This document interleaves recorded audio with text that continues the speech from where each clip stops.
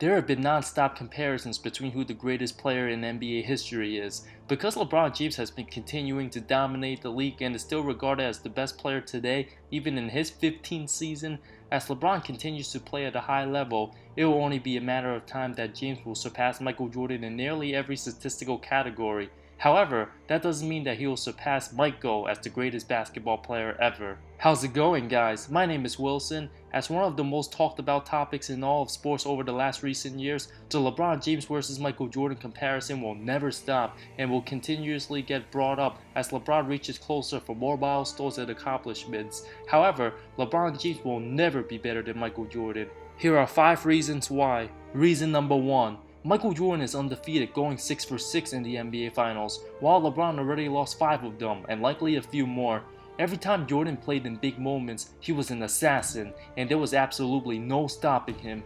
Even though LeBron had some amazing performances against Golden State and San Antonio, Michael Jordan was on another level, and you knew he was never losing once he got to that stage. There have been too many instances where LeBron came up short in the biggest stages, leaving a heavy stain on his legacy. A lot of you LeBron fans are saying, well, he played better teams in the finals and Jordan had it easy, which is simply not true. James did play a 73-win Warriors team and took advantage when Draymond Green was suspended for Game 5, but Michael Jordan played amazing teams as well, like Magic Johnson's Lakers, John Stockton and Karl Malone's Jazz, Clyde Drexler's Blazers, and a 62-win Suns team led by Charles Barkley, a 64-win Sonics team led by Gary Payton and Shawn Kemp. To say none of those teams were as good as the teams LeBron's played is absolutely nonsense. Michael Jordan's path to the finals was a lot harder than any of LeBron's years, playing legitimate contenders like the Knicks, Pacers, and Magic, who may have won some titles if it wasn't for Jordan.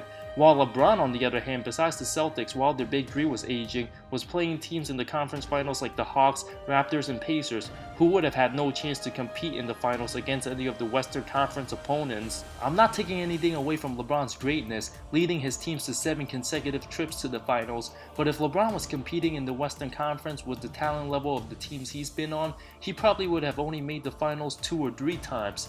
One can argue that LeBron should have won more titles, especially the one in 2011, which I'll get to very shortly. But also, if it wasn't for Ray Allen or Draymond getting suspended, LeBron James could have easily ended up with only 1 title right now, and we wouldn't even be having a discussion on who's the GOAT. Michael Jordan was never close to losing in the finals, and of the top 15 players in NBA history, Jordan is the only one that remains perfect in the final stages. Reason number 2, Michael Jordan devastated franchises that never recovered, unlike any other. Throughout the 1990s, there were many Hall of Fame legends like Patrick Ewing, Karl Malone, John Stockton, Charles Barkley, and Reggie Miller, who all failed to win championships due to the expense of Michael Jordan's greatness. For instance, if Jordan never existed, the 90s Knicks might have been able to capture 1 or 2 championships, while the Bulls were always standing in the way of the Knicks, who can never beat them when Jordan was there. Knicks fans were ecstatic about the team's chances in winning a title, and all came up short to Jordan's Bulls from 91 to 93 and 96 in the semis and conference finals. The Knicks have been awful throughout the 2000s, and for most of this decade, while die-hard Knicks fans still despise Michael Jordan to this day and have yet to see their glory days over 20 plus years. As for the Phoenix Suns, they were coming off the best record in 93, with Charles Barkley winning the MVP, robbing Michael Jordan. In the finals, Michael Jordan torched them, averaging an astonishing 41 points in that series and breaking the hearts of every Suns fans, while Phoenix haven't gotten back to the NBA Finals 25 years later and will likely be much longer. Similar with the Jazz, Stockton and Malone is arguably the best duo in NBA history that never won a title, winning 64 and 62 games respectively in 97 and 98. Jordan started that series with a closeout game-winning buzzer beater to win Game 1, and of course in 98, Jordan ripped the hearts of every Jazz fans, closing out Game 6 in dramatic fashion, sealing his legacy as the most clutch finisher in NBA history. Jazz fans still probably get nightmares about that shot almost 3 decades later. As great as LeBron is, he will never break any franchise's heart the way Jordan did. He's beaten Paul George's Pacers 4 times, but none of those Indiana teams between 2012 and 2014 stood a chance against OKC or San Antonio. The Boston Celtics already won a title in 2008 before LeBron went to Miami and knocked them off twice. LeBron's beaten the young Thunder team with Durant, Westbrook, and Harden, who were 23, 22, and 21 years old at the time, ousted the Spurs in 7, thanks to Chris Bosh's rebound and Ray Allen's heroics, but San Antonio slaughtered them the following year, outscoring LeBron's Heat by a combined 70 points in the 2014 finals, and Golden State won 2 of the last 3 titles and will likely beat LeBron again in the 2018 NBA Finals. Reason number 3. LeBron doesn't have Jordan's killer instinct. When it came to crunch time, Michael Jordan always delivered. Jordan was born with that clutch gene back from his college days, nailing the go-ahead game-winning shot to win the 1982 NCAA championship. In Jordan's early career, he took Larry Bird's Celtics to the limits, scoring 63 points in triple overtime, and broke every Cavs fan's heart with the shot heard around the world. When it mattered most, Jordan performed his best under pressure and dominated the fourth quarter, mentally breaking down his opponents. Michael Jordan would always get the ball down the stretch and live to annihilate whoever was guarding him. When have you seen Scottie Pippen take the last shot when he was with Michael Jordan? In respect, LeBron James is as good as any regular season player we have ever seen, and of course hit plenty of game-winning shots throughout his career. After he left Cleveland for Miami, LeBron simply did not have the clutch gene that year, missing many potential game-winning shots in the regular season, and was even labeled as a choke artist after the 2011 NBA Finals. In no point in Michael Jordan's career has he been called a choke, not even to the slightest amount.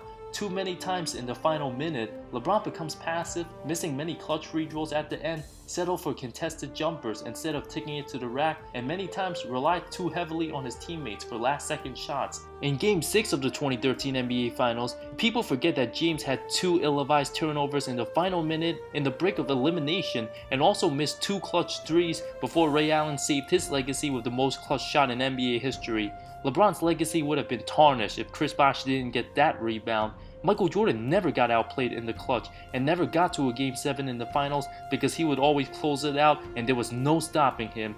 If you had one game for all the marbles, I'm taking Michael Jordan over LeBron James 24/7, 365, no question about that. Reason number 4, Jordan never switched teams. One thing that will leave a black mark in LeBron's legacy was the decision back in July of 2010. Although he could have handled the situation a little better, there was never any point in time that Michael Jordan wanted to switch teams. Even though MJ was beaten by the Bad Boy Pistons 3 consecutive times, he got better every year and had revenge, sweeping them in '91. While LeBron with the Cavs didn't have a star like Scottie Pippen, he won 66 and 61 games in his last 2 seasons before going to Miami and teaming up with superstar Dwayne Wade, already a proven champion at the time, and one of the best power forwards in Chris Bosh. Michael Jordan stayed with the team that drafted him, and building off the talent he had while he helped develop Scottie Pippen as the star player he became, was the only other All-Star during the 6 title runs with a bunch of solid role players. And there have been many talks LeBron might leave Cleveland again and go to Houston to chase rings, teaming up with other superstars. It's like saying Michael Jordan after '98 teaming up with the Lakers with Kobe and Shaq to win 10 championships. We all know Michael Jordan would never do that. Reason number 5. Michael Jordan is a more superior defender than LeBron James. Michael Jordan is arguably the best lockdown defender we have ever seen. He would psychologically, mentally break down his opponents with his toughness. Players were scared of Michael Jordan, including some of his teammates. While LeBron is the bigger man, his demeanor is not as intimidating. Although LeBron is also one of the best defensive players in recent times, very good at not committing fouls, being able to guard multiple positions, and is a master at the chase down block, MJ averaged just as many blocks for his career. Michael Jordan made all defensive first team 9 times compared to James's 5, led the league in steals 3 times while winning Defensive Player of the Year in 1988, in an era where there were more superior defenders and dynamic big men. LeBron James was also outscored by the opposing team's best perimeter player 4 different times in his 8 finals appearances, being outscored by Tony Parker in the 2007 finals, Jason Terry in 2011, who came off the bench. Jordan never got outscored by any bench player at any point in his finals games, and Kevin Durant twice in 2012 and 2017. LeBron James' career is not over, so we can't fully judge how the next few years will play out until everything is said and done. Whether he stays with Cleveland or play elsewhere, his main focus is to win as many titles as he can. Based on his longevity and durability, sure, LeBron will have the better total stats and play a few hundred more games than Jordan has. Clearly, Michael Jordan has done more in less time, and I don't see Michael Jordan getting surpassed by anyone unless they post similar numbers, totally dominate their era head and shoulders over everybody while going 7 for 7 or 8 for 8 in the finals. Otherwise, there might never be anyone better than Michael Jordan. Thank you so much for watching this video. I know there will be many arguments and some disagreements, especially for the angry LeBron fans out there who will come at me. Feel free to express your thoughts on why you think LeBron is better, and for the Jordan fans, where do you rank LeBron all time? Is he done winning championships? Let me know in the comments below. See you next time.